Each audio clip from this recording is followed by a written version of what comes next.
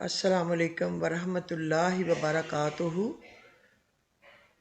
اللہم لبیک Islamic channel میں میری طرف سے آپ سب کو ڈھیروں دعائیں۔ اپنے دل کو سرسبز درخت کی طرح بنا لیں، سکون، امن، پیار کے پرندے خود بخود اس میں اتریں گے انشاءاللہ تعالی۔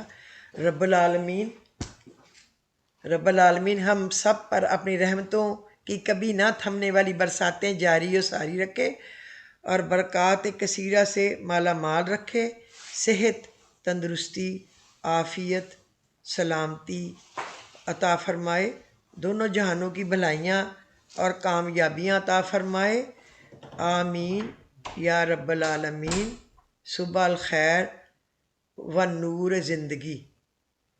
زنا، ریشم، شراب، گانا بجانا اور میوزک حرام ہے۔ نبی کریم صلی اللہ علیہ وسلم نے فرمایا، میری امت میں ایسے برے لوگ پیدا ہوں گے جو زنا کاری، ریشم پہننے، شراب پینے اور گانے بجانے کو نعوذ باللہ حلال سمجھیں گے۔ اللہ تعالیٰ اس شر سے لوگوں کی حفاظت فرمائے، آمین۔ مسلمانوں، اگر تم میں سے کوئی چاہتا ہے کہ اللہ سے باتیں کرے تو اس کو لازم ہے کہ وہ قرآن پاک کو پڑھے۔ جب آپ قرآن پاک پڑھیں گے تو آپ اللہ سے ہی باتیں کریں گے۔ اللہم انی اسألک العفو والعافیۃ فی الدنیا والآخرہ۔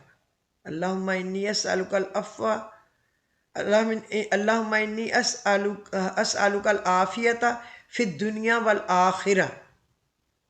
اگر آپ یہ دعا پڑھیں گے نا تو آپ کو یہ کرونا سے بچت رہے گی اور آپ پر کسی قسم کی کوئی آفت، کوئی مصیبت، کوئی پریشانی نہیں آئے گی۔ اللہم انی اسألک العفو والعافیۃ فی الدنیا والآخرہ۔ دونوں جہانوں میں اللہ پاک آپ کی انشاءاللہ حفاظت فرمائیں گے۔ مجھے اللہ کی محبت پر بہت حیرانی اور خوشی ہوتی ہے۔ اللہ اپنے بندوں کو بالکل معصوم بچے کی طرح پیار کرتے ہیں۔ جیسے چھوٹے بچے کو ماں پیار سے سمجھاتی ہے، اس طرح اللہ ہمیں ہر بات قرآن کے ذریعے سمجھاتے ہیں۔ چھوٹی چھوٹی مثالوں سے، چھوٹی چھوٹی باتوں پر، کبھی مکھی، مچھر، مکڑی، چونٹی کی مثال دے کر سمجھاتے ہیں، کبھی قلم اور زمانے کی قسم کھائی ہے تاکہ اس کا بندہ راہ راست پر آ جائے۔ جیسے اپنے بچوں کو ماں قصے سنا کر سبق دیتی ہے کہ اللہ بھی پرانی قوموں کے قصوں سے عبرت دلاتے ہیں، بار بار شیطان سے بچنے کی تلقین کرتے ہیں، اچھے کام کرنے کے لیے جنت کی بشارت دیتے ہیں، دوزخ سے ڈراتے ہیں۔ ہر چیز میں، ہر مثال میں اللہ کا پیار ہی پیار نظر آتا ہے۔ کبھی ہم نے ان مثالوں کو جاننے کی، سمجھنے کی کوشش کی؟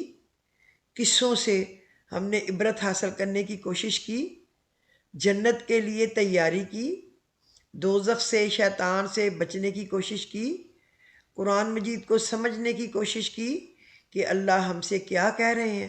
اللہ کی محبت کا جواب محبت سے دیا۔ اللہ ہم سب کو قرآن پاک پڑھنے اور سمجھنے کی توفیق عطا فرمائے، آمین یا رب العالمین۔ سردی کا موسم مومن کے لیے موسم بہار ہوتا ہے۔ راتیں لمبی ہوتی ہیں جن میں وہ قیام یعنی تہجد ادا کر سکتا ہے، آرام سے بہت دعائیں کر سکتا ہے۔ دن چھوٹے ہوتے ہیں جن میں وہ روزے رکھ لیتا ہے۔ ابن مسعود رضی اللہ تعالیٰ عنہ فرماتے ہیں، سردی کو خوش آمدید اس موسم میں برکتیں نازل ہوتی ہیں کہ تہجد کے لیے طویل رات ہو جاتی ہے اور روزہ رکھنے کے لیے دن چھوٹا ہو جاتا ہے۔ آپ بھی ان خوبصورت دنوں اور راتوں سے فائدہ ضرور اٹھائیں اور اپنے چھٹے ہوئے روزے جو ہیں ان کو آپ پورا کر لیں، یہ آپ کے پاس بہترین ٹائم ہے۔ اچھا جی، اب ہم اپنے تھرڈ پارٹ کی طرف آتے ہیں جو کہ اس کا ہے سورہ العمران کا۔ اللہ نے آدم، نوح اور آل ابراہیم اور آل عمران کو تمام دنیا والوں پر ترجیح دے کر اپنی رسالت کے لیے منتخب کیا تھا۔ یہ ایک سلسلے کے لوگ تھے جو ایک دوسرے کی نسل سے پیدا ہوئے۔ اللہ سب کچھ جانتا ہے اور وہ اس وقت سن رہا تھا جب عمران کی عورت کہہ رہی تھی کہ میرے پروردگار، میرے اس بچے کو جو میرے پیٹ میں ہے تیری نظر کرتی ہوں اور تیرے ہی کام کے لیے وقف ہوگا، میری اس پیشکش کو قبول فرما، تو سننے اور جاننے والا ہے۔ پھر وہ بچی اس کے ہاں پیدا ہوئی تو اس نے کہا مالک میرے ہاں تو لڑکی پیدا ہو گئی، حالانکہ جو کچھ اس نے جنا تھا اللہ کو تو پہلے ہی اس کی خبر تھی، اور لڑکا لڑکی کی طرح نہیں ہوتا۔ خیر میں نے اس کا نام مریم رکھ دیا ہے، اور میں اسے اور اس کی آئندہ نسل کو شیطان مردود کے فتنے سے تیری پناہ میں دیتی ہوں۔ آخر کار اس کے رب نے اس لڑکی کو بخوشی قبول فرما لیا، اسے بڑی اچھی لڑکی بنا کر اٹھایا اور زکریہ علیہ السلام کو اس کا سرپرست بنا دیا۔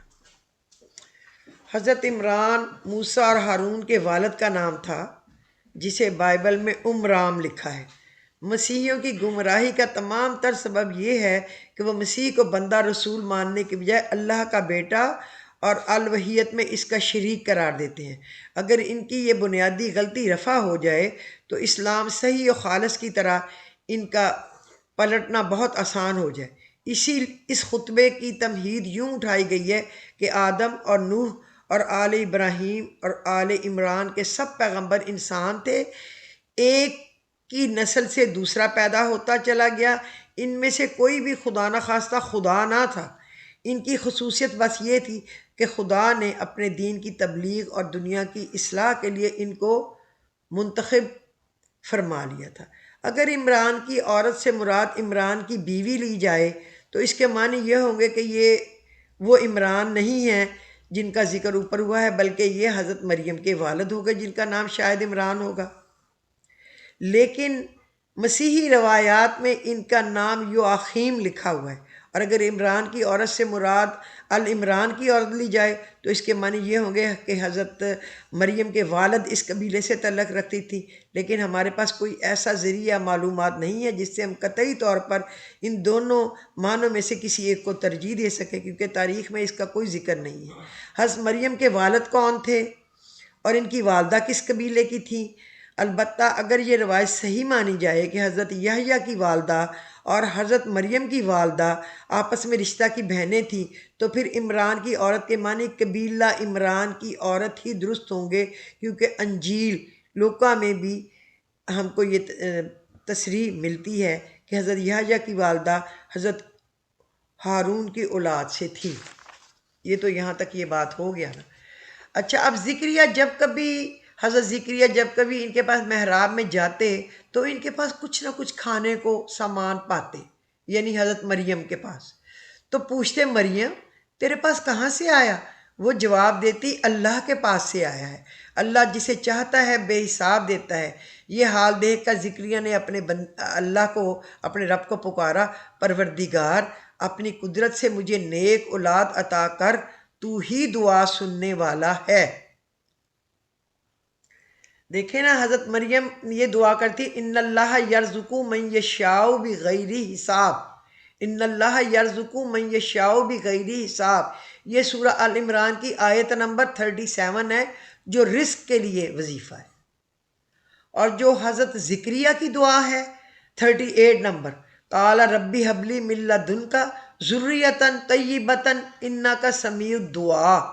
یہ وہ دعا ہے جب آپ نے حضرت ذکریہ نے اللہ سے مانگا کہ مجھے اولاد دے تو اللہ تعالیٰ نے ان کو بیٹا عطا فرما دیا۔ تو یہ وہ دعا ہے، تو جس کو اولاد کی طلب ہو وہ 38 نمبر آیت جو ہے نا، ربی حب لی من لدنک ذریۃ طیبۃ انک سمیع الدعاء، ایک تسبیح صبح پڑھ سکتا ہے اور وہ ایک تسبیح شام کو پڑھ سکتا ہے۔ رب کو پکارا، پروردگار اپنی قدرت سے مجھے نیک اولاد عطا کر، تو ہی سننے والا ہے۔ جواب میں فرشتوں نے آواز دی جبکہ وہ محراب میں کھڑا نماز پڑھ رہا تھا کہ اللہ تجھے یحییٰ کی خوشخبری دیتا ہے، وہ اللہ کی طرف سے فرمان کی تصدیق کرنے والا بن کر آئے گا، اس میں سرداری و بزرگی کی نشان ہوگی، کمال درجہ کا ضابطہ ہوگا، نبوت سے سرفراز ہوگا، صالحین میں شمار کیا جائے گا۔ ذکریہ نے کہا، پروردگار بھلا میرے ہاں لڑکا کہاں سے ہوگا؟ میں تو بہت بوڑھا ہو چکا ہوں اور میری بیوی بانجھ ہے۔ جواب ملا، ایسا ہی ہوگا، اللہ جو چاہتا ہے کرتا ہے۔ عرض کیا، مالک پھر کوئی نشانی میرے لیے مقرر فرما دے۔ کہا، نشانی یہ ہے کہ تم 3 دن تک لوگوں سے صرف اشارے سے بات کر سکو۔ اب یہاں سے آپ سوچیں کہ جب آپ اللہ سے کوئی دعا مانگتی ہیں یا مانگتے ہیں اور پھر آپ میں مشکوک رہتے ہیں پتہ نہیں کب پورا ہوگا، کیسا ہوگا، یہ نہیں ہوا تو یہ کیا برائی ہے؟ یہ کیا ہماری کوئی برائی ہے؟ ہماری دعاؤں میں برائی ہے یا نعوذ باللہ اللہ کی طاقت کم ہے؟ اللہ تو پورا طاقتور ہے نا، کن کہے دنیا بنا دے، تو پھر کمزوری کہاں پہ ہے؟ ہم میں ہوئی نا، آپ میں ہوئی، مجھ میں ہوئی، دعا مانگنے والے میں ہوئی۔ اگر اس کی دعا اتنی کمزور ہے تو اس دعا کو پر کہاں سے لگیں گے؟ جب مانگو کشتیاں جلا کر مانگو، جب مانگو پورے زور یقین سے مانگو۔ دعا ہے ہی یقین کا نام، یقین نظر نہیں آتا، یقین کرنا پڑتا ہے۔ اب یہ آپ کی مرضی ہے کہ آپ جو بھی راستہ چن لیں۔ یعنی تو اپنے بندوں کی دعائیں سنتا ہے اور ان کی نیتوں کے حال سے واقف ہے۔ یعنی لڑکا ان بہت سی فطری کمزوریاں اور تمدنی پابندیوں سے آزاد ہوتا ہے جو لڑکی کے ساتھ لگی ہوئی ہوتی ہیں، لہٰذا اگر لڑکا ہوتا تو وہ مقصد زیادہ اچھی طرح حاصل ہو سکتا تھا، جس کے لیے میں اپنے بچے کو تیری راہ میں نظر کرنا چاہتی تھی۔ اب اس وقت کا ذکر شروع ہوتا ہے جب حضرت مریم سن رشد کو پہنچ گئی اور بیت المقدس کی عبادت گاہ ہیکل میں داخل کر دی گئی اور ذکر الہی میں وہ شب و روز مشغول رہنے لگی۔ حضرت زکریا جن کی وہ تربیت میں دی گئی تھی، غالباً رشتے میں ان کے خالو تھے، وہ ہیکل کے مجاوروں میں سے تھے۔ یہ وہ زکریا نبی نہیں ہیں جن کے قتل کا ذکر بائبل کے پرانے عہد نامے میں آیا ہے۔ لفظ محراب سے لوگوں کا ذہن بالعموم اس محراب کی طرف چلا جاتا ہے جو ہماری مسجدوں میں امام کے کھڑے ہونے کے لیے بنائی جاتی ہے، لیکن یہاں محراب سے یہ چیز مراد نہیں ہے۔ اصل عبادت گاہ سے متصل سطح زمین سے کافی بلندی پر جو کمرے بنائے جاتے ہیں جن میں عبادت گاہ کے مجاور، خدام اور موتقف لوگ رہا کرتے ہیں، انہیں محراب کہا جاتا ہے۔ اس قسم کے کمروں میں سے ایک حضرت مریم موتقف رہتی تھی۔ حضرت زکریا اس وقت تک بے اولاد تھے۔ اس نوجوان صالح لڑکی کو دیکھ کر فطرتاً ان کے دل میں یہ تمنا پیدا ہوئی کہ کاش اللہ انہیں بھی ایسی ہی نیک اولاد عطا کر دے، اور یہ دیکھ کر اللہ کی طرف اپنی قدرت سے اس گوشہ نشین لڑکی کو رزق پہنچ رہا ہے، انہیں یہ امید ہوئی کہ اللہ چاہے تو اس بڑھاپے میں اس کو بھی اولاد دے سکتا ہے۔ اولاد بھی تو رزق ہے نا، صرف روٹی رزق نہیں ہے، اولاد رزق ہے، صحت رزق ہے، بہن بھائی رزق ہے، والدین رزق ہے، آپ کا گھر رزق ہے، آپ کی صحت رزق ہے۔ تو ان کے دل میں خواہش پیدا ہوئی کہ اگر ان کو لڑکی کو ادھر بند کمرے میں تینوں ٹائم اچھے سے اچھا کھانا جب دیکھو جنت سے اتر کے آتا ہے، اللہ اس کی دعا سنتا ہے، تو میری بھی سن لے گا۔ اگر میری بیوی بانجھ ہے اور میں بوڑھا ہو چکا ہوں، ضعیف، تو رب کو کیا مشکل ہے کہ مجھے بھی صاحب اولاد کر دے۔ بائبل میں اس کا نام یوحنا یعنی دینے والا ہے لکھا ہے۔ ان کے حالات کے لیے ملاحظہ کریں آپ ان کی کتاب کو۔ اللہ کے فرمان سے مراد حضرت عیسیٰ علیہ السلام ہے، چونکہ ان کی پیدائش اللہ کے ایک غیر معمولی فرمان سے خرق عادت کے طور پر ہوئی تھی، اس لیے ان کو قرآن مجید میں کلمۃ من اللہ کہا گیا ہے، یعنی تیرے بڑھاپے اور تیری بیوی کے بانجھ پن کے باوجود اللہ تجھے بیٹا دے گا۔ یعنی ایسی علامت بتا دے کہ جب ایک پیر فرتوت اور ایک بوڑھی بانجھ کے ہاں لڑکے کی ولادت جیسا عجیب و غریب غیر معمولی واقعہ پیش آنے والا تو اس کی اطلاع مجھے پہلے سے ہو جائے۔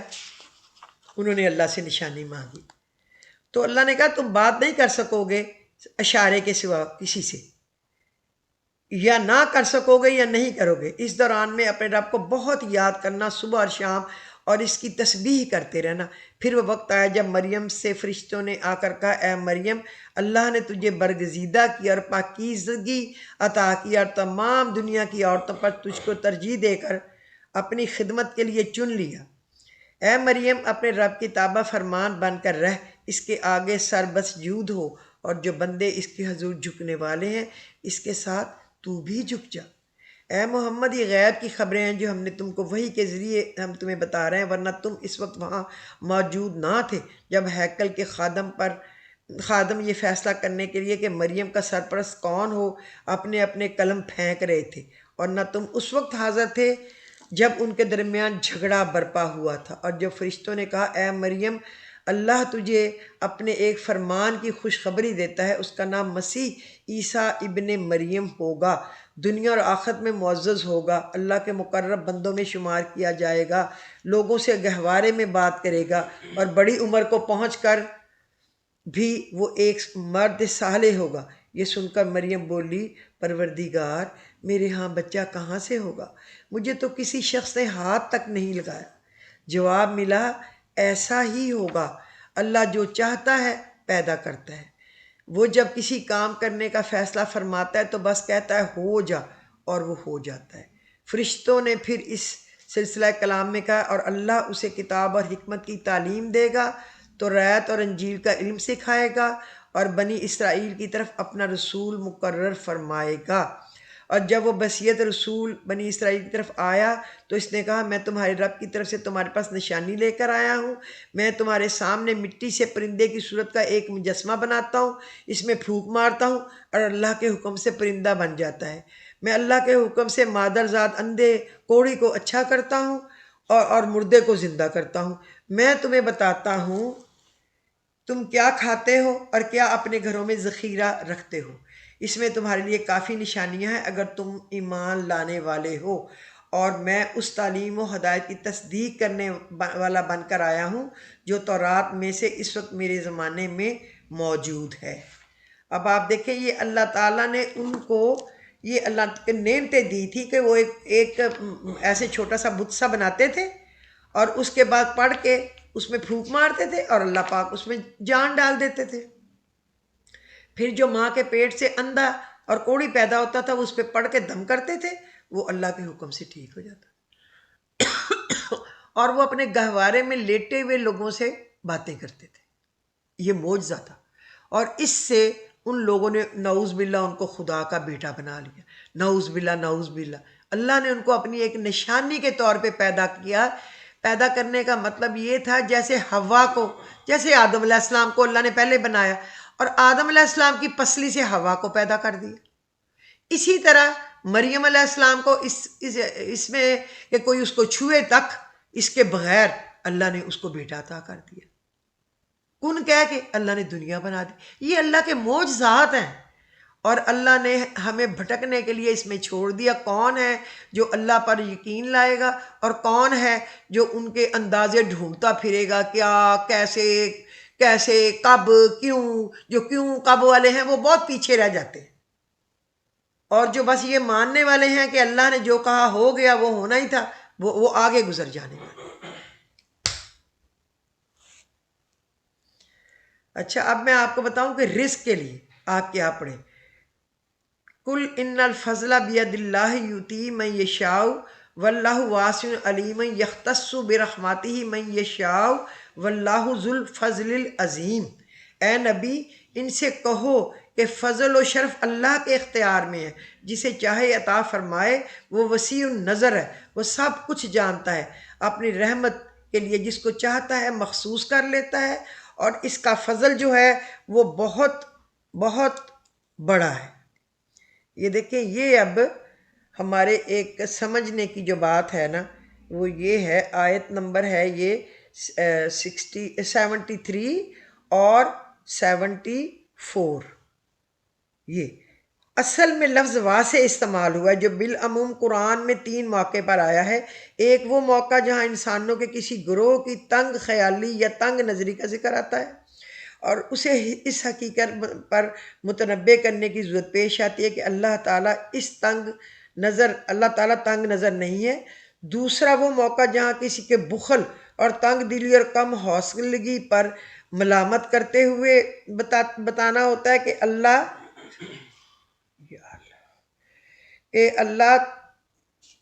فہم و فراست والا ہے۔ دوسرا موقع جہاں کسی کے بخل، تنگ دلی، کم حوصلگی میں ملامت کرتے ہوئے بتانا ہوتا ہے کہ اللہ فراخ دست ہے، تمہاری طرح بخیل نہیں ہے۔ تیسرا وہ موقع جہاں لوگوں نے اپنی تخیل کی تنگی کو سب سے اللہ کی طرف کسی قسم کی محدودیت منسوب کرتے ہیں، اور انہیں یہ بتایا جاتا ہے کہ اللہ غیر محدود ہے۔ اللہ محدود نہیں ہے، اللہ غیر محدود ہے، یعنی اللہ کو معلوم ہے کہ کون فضل و شرف کا مستحق ہے۔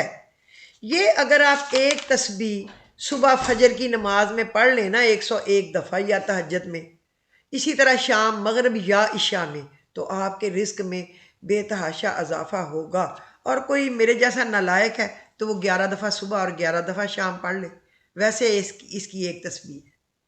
قُلْ إِنَّ الْفَضْلَ بِيَدِ اللَّهِ يُؤْتِيهِ مَن يَشَاءُ وَاللَّهُ وَاسِعٌ عَلِيمٌ يَخْتَصُّ بِرَحْمَتِهِ مَن يَشَاءُ وَاللَّهُ ذُو الْفَضْلِ الْعَظِيمِ 73 اور 74 العمران کی آیت۔ یہ آپ نے یاد رکھنا ہے، آپ کے یاد رکھنے کے لیے میں نے بتائی ہے۔ اب آپ آ جائیے یہاں پہ دعا ہے کہ ربنا اغفر لنا ذنوبنا و اسرافنا فی امرنا وثبت اقدامنا وانصرنا علی القوم الکافرین۔ یہ سورہ العمران کی آیت نمبر 147 ہے۔ 147 اے ہمارے رب، ہماری غلطیوں اور کوتاہیوں سے درگزر فرما، ہمارے کام میں تیرے حدود سے جو کچھ تجاوز ہو گیا اسے معاف فرما دے، ہمارے قدم جما دے اور کافروں کے مقابلے میں ہماری مدد کر۔ آخر کار اللہ نے ان کو دنیا کا ثواب بھی دیا اور اس سے بہتر ثواب آخرت بھی عطا کیا۔ اللہ کو ایسے ہی نیک لوگ پسند ہیں۔ یہ بہت بڑی دعا ہے۔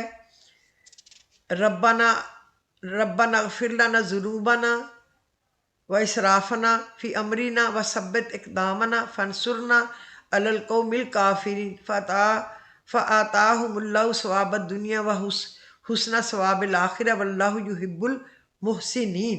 آپ لوگ یہ پڑھا کریں دعا، اگر آپ 7 دفعہ صبح اور 7 دفعہ شام بھی پڑھیں تو اللہ پاک اپنے فضل و کرم سے آپ کا مقدر بدل دیں گے انشاءاللہ تعالی۔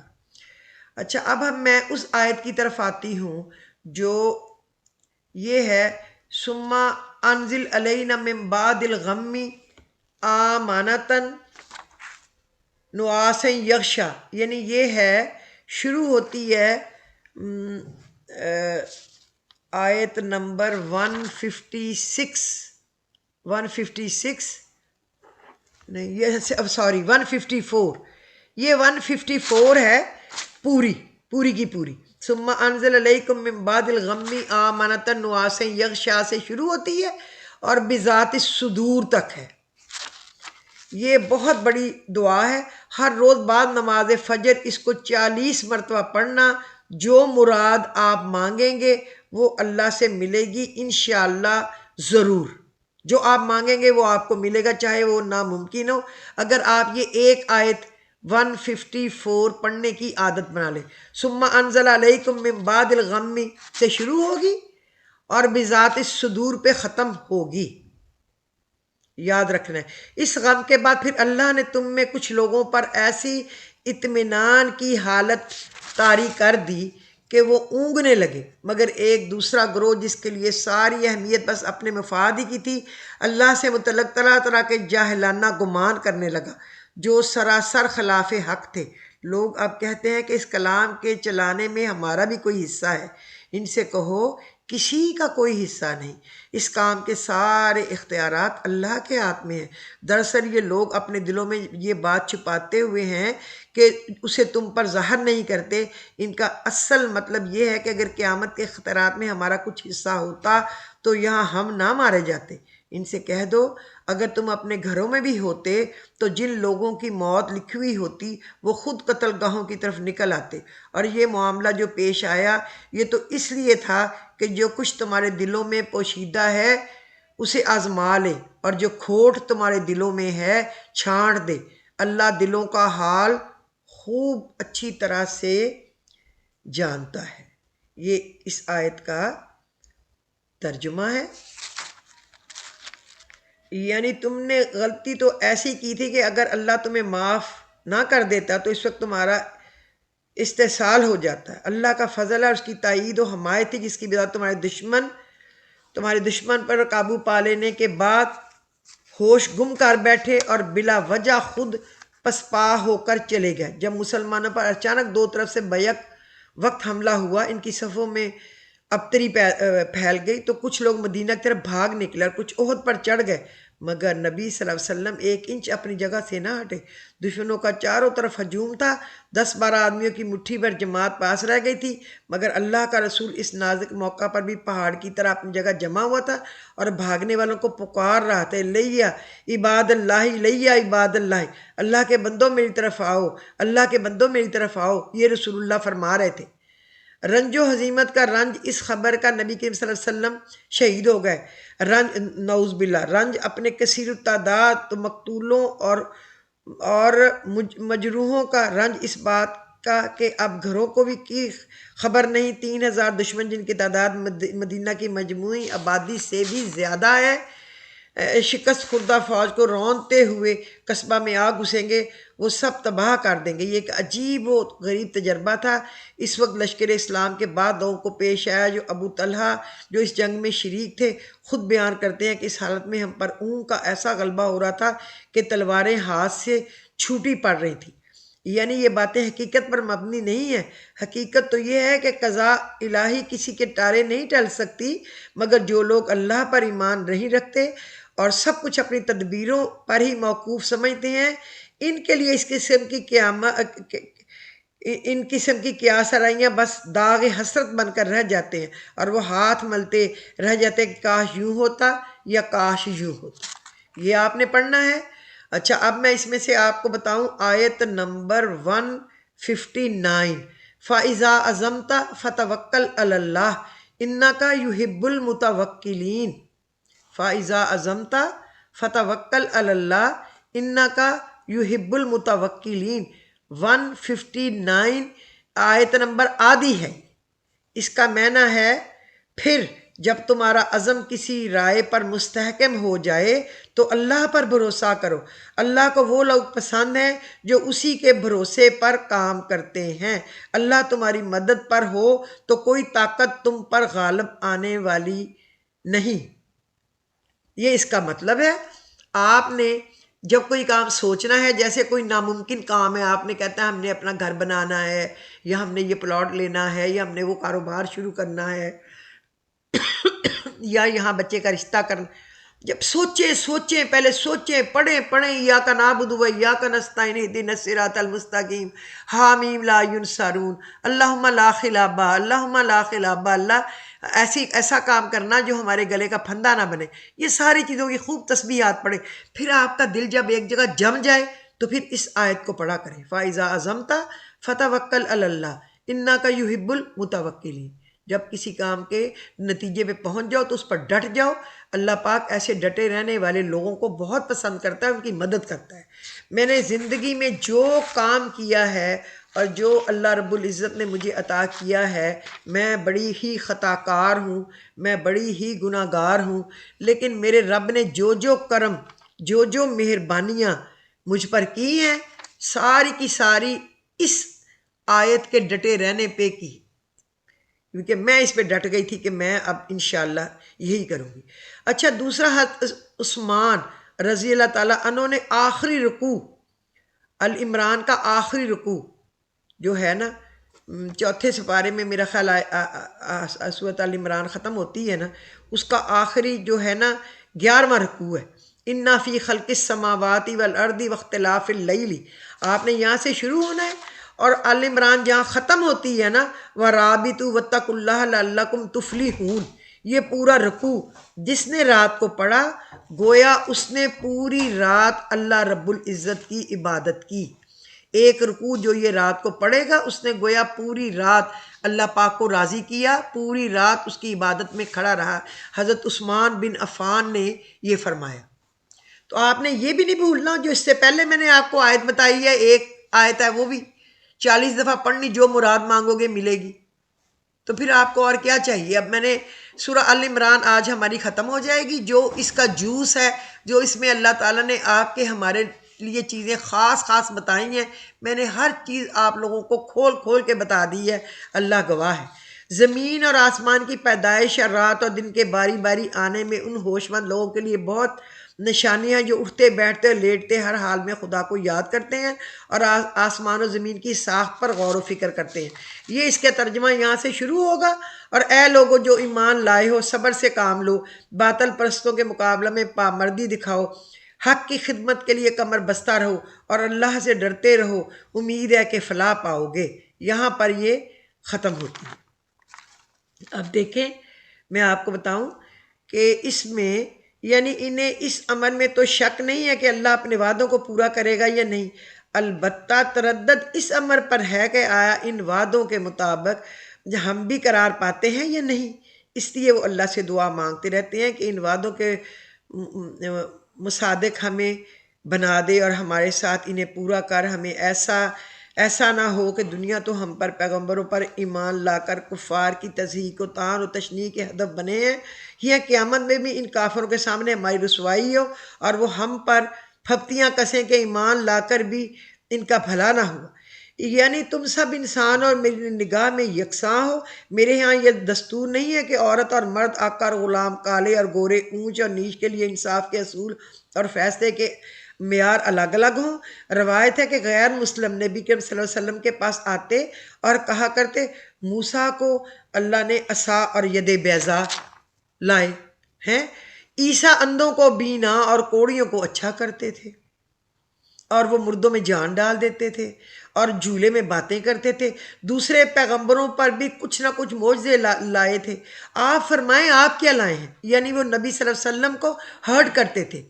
اس پر آپ نے اس رکوع کے آغاز میں یہاں تک یہ آیات تلاوت فرمائی، ان سے کہا میں تو یہ لایا ہوں۔ اصلی عربی متن میں صابرو کا لفظ آیا ہے، اس کے دو معنی ہیں۔ ایک یہ کہ کفار اپنے کفر پر جو مضبوطی دکھا رہے ہیں اور اس کو سر بلند رکھنے کے لیے جو زحمتیں اٹھا رہے ہیں، تم ان کے مقابلے میں ان سے بڑھ کر پامردی دکھاؤ۔ دوسرے یہ کہ ان کے مقابلے میں ایک دوسرے سے بڑھ کر پامردی دکھاؤ۔ دوسرے یہ کہ ان کے مقابلے میں ایک دوسرے سے بھی بڑھ کر پامردی دکھاؤ۔ کہ حضور پاک صلی اللہ علیہ وسلم نے ان کو یہی کہا نا کہ اے لوگوں جو ایمان لائے صبر سے کام لو، تو حضور پاک نے ان کو قرآن آگے رکھا اور یہ آخری رکوع ان کے آگے رکھا اور کہا بھئی میں تو یہ لایا ہوں، یہ اللہ نے مجھے تو دے کے بھیجا ہے۔ بعض پیغمبروں کو آگ میں جلنے والی قربانی بطور نشانی کے دی گئی تھی، مگر یہ یاد نہ رہا کہ اللہ نے اپنی کتاب ان کے سپرد کرتے وقت ان سے کیا عہد لیا تھا اور کس خدمت عظمیٰ کی ذمہ داری ان پر ڈالی تھی۔ یہاں جس عہد کا ذکر کیا گیا ہے، اس کا ذکر جگہ جگہ بائبل میں آتا ہے، خصوصاً کتاب استثناء میں حضرت موسیٰ کی یہ آخری تقریر نقل کی گئی ہے۔ اس میں تو وہ بار بار بنی اسرائیل سے عہد لیتے ہیں کہ جو احکام میں تم کو پہنچائے ہیں انہیں اپنے دل میں نقش کرنا، اپنی آئندہ نسلوں کو سکھانا، گھر بیٹھے، راہ چلتے، لیٹتے، اٹھتے ہر وقت ان کا چرچا کرنا، اپنے گھر کی چوکھٹوں پر، اپنے پھاٹکوں پر ان کو لکھ دینا۔ پھر اپنی آخری وصیت میں انہوں نے تاکید کی کہ فلسطین کی سرحد میں داخل ہونے کے بعد پہلا کام یہ کرنا کہ وہ ایبال پر بڑے بڑے پتھر نصب کر کے تورات کے احکام ان پر کنندہ کرنا، ان پر یعنی لکھانا۔ نیز بنی لادی کو تورات کا ایک نسخہ دے کر ہدایت فرمائی کہ ہر 7ویں برس عید خیام کے موقع پر قوم کے مردوں، عورتوں، بچوں سب کو جگہ جگہ جمع کر کے یہ پوری کتاب لفظ بلفظ ان کو سناتے رہنا۔ لیکن اس پر بھی کتاب اللہ سے بنی اسرائیل کی غفلت رفتہ رفتہ یہاں تک بڑھی کہ حضرت موسیٰ کے 700 برس ہیکل سلمانی کے سجادہ نشین اور یروشلم کے یہودی فرما روا تک کو یہ معلوم نہ تھا کہ ان کے ہاں تورات نامی بھی کوئی کتاب موجود ہے۔ جب وہ کتاب ایک جگہ بنی لادی کی لکھی ہوئی ان کے ایک ہیکل کا جو سپروائزر تھا اس کو ملی تو اس نے یہ اپنے لکھنے والے کتاب والے کو دے دی اور اس نے بادشاہ کے حوالے کر دی اور اس نے گما دی۔ اللہ معاف کرے، یہ انہوں نے اللہ کی کتابوں کے ساتھ کیا۔ مثلاً وہ اپنی تاریخ میں یہ سننا چاہتے ہیں کہ حضرت بڑے متقی ہیں، دیندار ہیں، پارساں ہیں، خادم دین ہیں، حامی شرع متین ہیں، مصلح ہیں، مزکی ہیں، حالانکہ حضرت کچھ بھی نہیں۔ یا اپنے حق میں ڈنڈورا پٹوانا چاہتے ہیں کہ ملا صاحب بڑے ایثار پیشہ، مخلص اور دیانتدار رہنما ہیں، انہوں نے ملت کی بڑی خدمت کی، حالانکہ معاملہ بالکل اس کے برعکس ہے۔ یہ خاتمہ ایک کلام ہے، اس کا ربط اوپر کے قریبی آیات میں نہیں بلکہ پوری صورت میں تلاش کرنا چاہیے۔ اس کو سمجھنے کے لیے خصوصیت کے ساتھ سورہ کی تمہید کو بھی نظر رکھنا چاہیے۔ ان نشانیوں سے ہر شخص بآسانی حقیقت تک پہنچ سکتا ہے، بشرطیکہ کہ وہ خدا کے فضل سے غافل نہ ہو اور آئندہ کائنات کو جانوروں کی طرح نہ دیکھے، بلکہ غور و فکر کے ساتھ مشاہدہ کرے۔ جب وہ نظام کائنات کو بغور مشاہدہ کرتے ہیں تو یہ حقیقت ان پر کھل جاتی ہے کہ یہ سراسر ایک حکیمانہ نظام ہے، اور یہ بات سراسر حکمت کے خلاف ہے کہ جس مخلوق پر اللہ نے اخلاقی جس حص پیدا کی ہو، جسے تصرف کے اختیارات دیے ہوں، جسے عقل و تمیز عطا کی ہو، اس نے اس کی حیات دنیا کے اعمال پر باز پرس نہ ہو اور اسے اس نیکی اور جزا اور بدی پر سزا نہ دی جائے۔ اس طرح نظام کائنات پر غور و فکر کرنے سے انہیں آخرت کا یقین حاصل ہو جاتا ہے اور خدا کی سزا سے پناہ مانگنے لگ جاتے ہیں۔ تو یہ ہے اس کی پوری کتاب کا خلاصہ۔ امید ہے کہ آپ انشاءاللہ تعالی اس پر عمل بھی کریں گے، آپ اس کو سمجھیں گے بھی، اور آپ اس کو سنیں گے بھی، اور آپ اس کو پڑھیں گے بھی۔ اللہ تعالیٰ آپ کو توفیق دے، اللہ تعالیٰ آپ کا پڑھنا قبول کرے، اللہ تعالیٰ اپنے فضل و کرم کے صدقے میرا بتانا بھی قبول کرے۔ میں نے بھی بڑے شوق سے آپ لوگوں کو بتایا ہے، اور اللہ تعالیٰ سب کو کار خیر کا پورا اجر عطا فرمائے۔ اگر آپ کو میرا آج کا یہ ایپیسوڈ پسند آیا ہو، آج سورہ آل عمران ختم ہو گئی۔ میں آپ کو یہ گویا کہ لمبا ہو گیا، میں چاہتی تھی کہ 24-25 منٹ پہ ختم کر دوں، لیکن پھر وہ 10 منٹ کا اور رہتا تھا، تو میں نے آپ کو مکمل کر دینا ہی فائدہ مند سمجھا ہے، تاکہ پھر 3 تو پارٹ بن گئے ہیں، تو پھر کتنے پارٹ اس کے بنائیں گے۔ تو اللہ تعالیٰ آپ کو عمل کرنے کی توفیق دے، مجھے بھی عمل کرنے کی توفیق دے۔ اللہ تعالیٰ ہم سے اس کو قبول و مقبول فرمائے۔ اگر میرا ایپیسوڈ پسند آیا ہو تو پلیز آپ اس کو لائک، شیئر اور سبسکرائب کر دیجئے۔